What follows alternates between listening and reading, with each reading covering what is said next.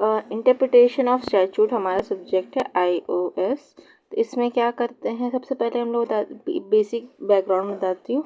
जो लॉ होता है ना, वो बनाती है legislature, law made by legislature, और उसको इंटरप्रेट मतलब उसको अप्लाई करने का काम कौन करता है, जुडिशरी।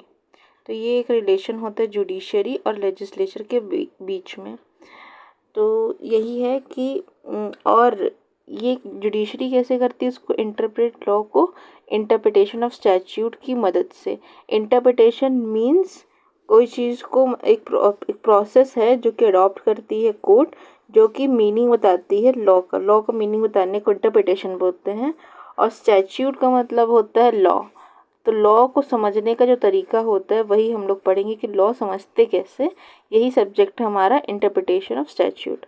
तो आर्टिकल 245 में स्टेट गवर्नमेंट के पास या सेंट्रल गवर्नमेंट के पास पावर है लॉ बनाने की, और लॉ कौन बनाता है, लेजिस्लेचर, और एक्सप्लेन उसको कौन करता है, जुडिशरी। और जुडिशरी किसकी मदद से करता है, इंटरप्रिटेशन ऑफ स्टैट्यूट की मदद से उसको एक्सप्लेन करता है। फिर इंटरप्रिटेशन एक प्रोसेस है जो कि प्रोस कोर्ट अडॉप्ट करती है असर्टेन करने के लिए, बताने के लिए meaning of the law. Judiciary does not make law, judiciary law नहीं बनाती है।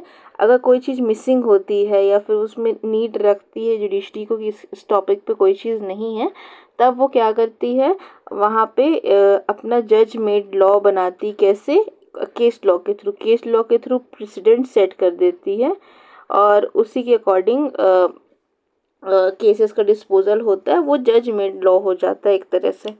उसके बाद इंटरप्रिटेशन जो वर्ड है ना, उसका मीनिंग जो है वो है टू एक्सप्लेन और अंडरस्टैंड या एक्सप्लेन करना। इंटरप्रेटरी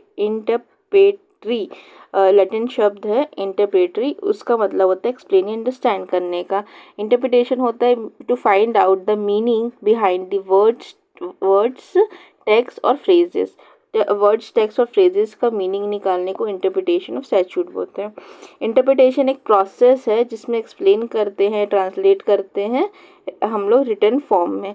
इंटरप्रिटेशन जो है वो डिस्कवर करना है हमारा ट्रू मीनिंग को, करेक्ट अंडरस्टैंडिंग करनी है लॉ की। फिर है हमारा डेफिनेशन और ये बोलते हैं कि जो सैलमन का डेफिनेशन यही है कि ऑब्जेक्ट इंटरप्रेटिंग स्टैट्यूट यही है टू असर्टेन, फिक्स करना, सर्टेन करना, इंटेंशन ऑफ लेजिस्लेचर एनेक्टिंग इट। जो लेजिस्लेचर बना रहे हैं उसकी क्या, जो लेजिस्लेचर जो है उनकी क्या इंटेंशन थी, इस चीज़ को असर्टेन करना है। तो क्वेश्चन आता है इंटरप्रिटेशन ऑफ स्टैट्यूट के बारे में बताओ, तो इंट्रोडक्शन डालेंगे। इंट्रोडक्शन में यही बोलेंगे कि लॉ बनाता है कौन, लॉ बनाता है लेजिस्लेचर, अप्लाई कौन करता है, जुडिशरी। तो ये जो दोनों के बीच का रिलेशन है, इसी को हम इस दोनों के बीच का रिलेशन को स्टैब्लिश करने के लिए हम लोग क्या यूज़ करते हैं, इंटरप्रिटेशन स्टैट्यूट को स्टैब्लिश करने। मीनिंग ये बता देंगे, डेफिनेशन में बता देंगे कि इंट्रोडक्शन में ये बता देंगे अपन जुडिशरी और लेजिस्लेचर वाला। मीनिंग भी बता देंगे कि इंटरप्रिटेशन और इंटरप्रिटेशन स्टैट्यूट का मतलब क्या, इंटरप्रिटेशन का मतलब हम बता देंगे, स्टैट्यूट का मतलब बता देंगे। इंटरप्रिटेशन का मतलब टू एक्सप्लेन या असर्टेन या एक्सप्लेन करना। स्टैट्यूट का मतलब जो एक्ट, जो लॉ बनाए जाते हैं, जितने एक्ट्स होते हैं उसका स्टैट्यूट बोला जाता है। डेफिनेशन दे देंगे। अब ऑब्जेक्ट या पर्पस क्या है IOS का, इंटरप्रिटेशन ऑफ स्टैट्यूट। तो इसका मतलब पर्पस यही है कि लेजिस्लेटिव इंटेंट को फिक्स करना, यूनिफॉर्मिटी लाना, सर्टेनिटी लाना। फिक्स रहेगा एक चीज़ तो सबके लिए सेम रहेगा, तो वहाँ पे कुछ कन्फ्यूजन नहीं होगा। जस्टिस प्रोवाइड करना, लॉ क्यों लाया जाता, ताकि लोगों को पनिश किया जाए, मतलब जो रॉन्ग डूअर हो उनको पनिश किया जाए, और सोसाइटी में सोसाइटी के वेलफेयर के लिए काम किया जाए। टेक्निकलिटीज़ बताना लॉज की।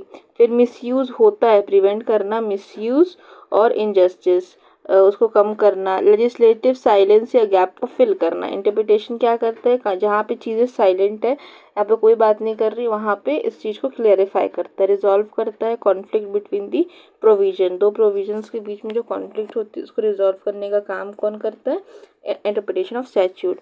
और जस्टिफाई करता है अनफोर्सीन इवेंट। और लेजिस्लेचर ऐसा कोई एक्ट नहीं बना सकती जो हर इवेंट्स को कवर करे और हर सिचुएशन को एकदम कंक्लूसिवली कवर करे। इसीलिए जो अनफोर्सीन इवेंट होता है वो तो बाद में पता चलता है। लॉ तो बना कर दिया गया, XYZ लॉ है, वो XY तरीके से अप्लाई करेगा।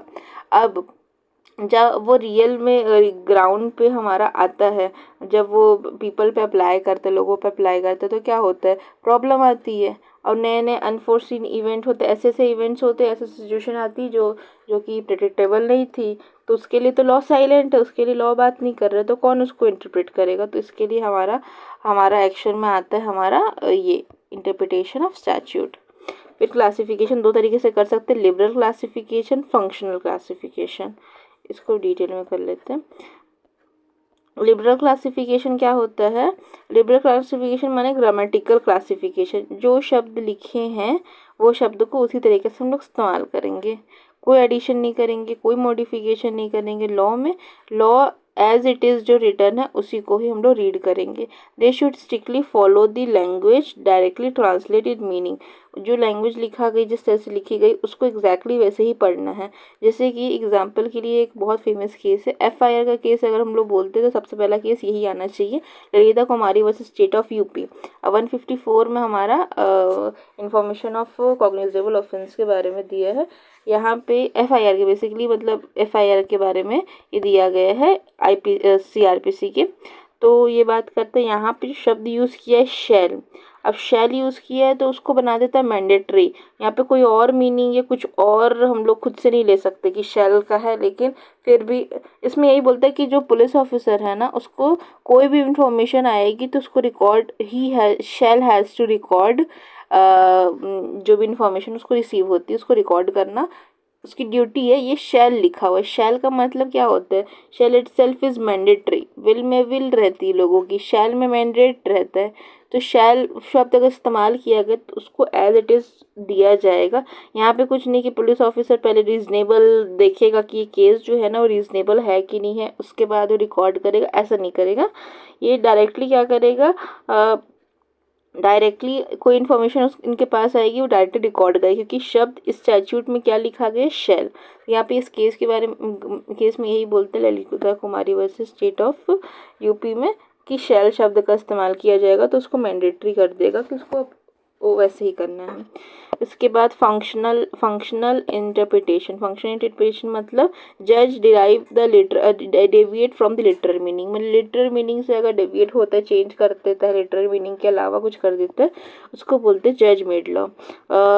लुक एल्सवेयर, कहीं और देखता है, इंटेंशन देखता है लॉ के पीछे, ये सब चीज़ें करता है तो हम लोग उसको फंक्शनल इंटरप्रिटेशन बोलते हैं। लिटरल और functional, functional means different from literal. और फंक्शनल इंटरप्रिटेशन 4 कंडीशंस में हो सकता है, इनकन्सिस्टेंट हो, इनकम्प्लीट हो, एम्बिगुअस हो, और एरर हो लॉजिकल फ्लो में, logical flow in letter of cases, flaw नहीं सॉरी, यहाँ पे है एरर हो या तो फिर लॉजिकल फ्लॉ हो। एरर इन लेटर मतलब लेटर ऑफ लॉ में कोई फ्लॉज हो, कोई दिक्कत हो, तो उसको हम लोग बोलेंगे वहाँ पे हम लोग फंक्शनल इंटरप्रिटेशन का इस्तेमाल करेंगे। फिर रूल्स ऑफ इंटरप्रिटेशन पढ़ेंगे। रूल्स में ये वाले हम लोग सारे डिटेल में करेंगे। स्ट्रिक्ट इंटरप्रिटेशन मतलब बहुत स्ट्रिक्टली करेंगे, मतलब जो दिया गया है ना उसको एज इट इज़ पढ़ना है और उसमें कोई भी डेविएशन नहीं। लिटरल और स्ट्रिक्ट ऑलमोस्ट सिमिलर ही बोल सकते हैं कि स्ट्रिक्टली स्टिक करेंगे हम लोग उस चीज़ पे जो भी उस स्टैट्यूट में दिया गया है, वो उसको बाइंडिंग कर देंगे एक तरह से। लिबरल इंटरप्रिटेशन में मतलब डेविएट हो सकते हैं आराम से, मतलब अपने हिसाब से इंटरप्रेट कर सकते हैं। लिटरल रूल में मतलब एज इट इज़ करना है। रीजनेबल कंस्ट्रक्शन, रीज़न देखेंगे। गोल्डन रूल करेंगे, हार्मोनियस कंस्ट्रक्शन करेंगे। जस्टिस जनरस का मतलब होता है लाइक सेम थिंग और सिमिलर चीज़ें।